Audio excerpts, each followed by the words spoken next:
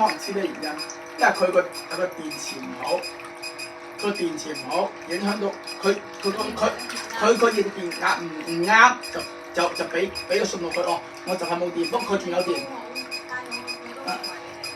反正而家我崩晒佢啲電，就等佢重新充過睇下會唔會電嚇。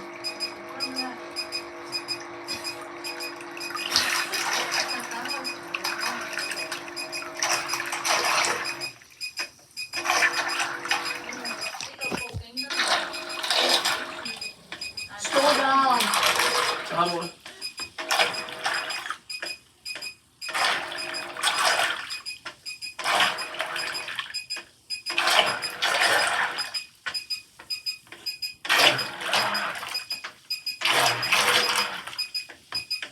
而家唔可以，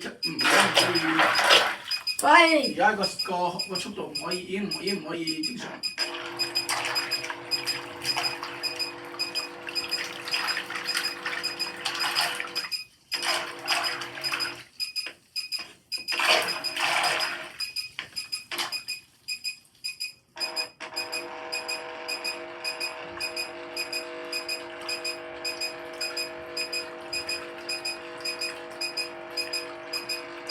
水開洗船，一個兩得，一個咩個碌都冇啦，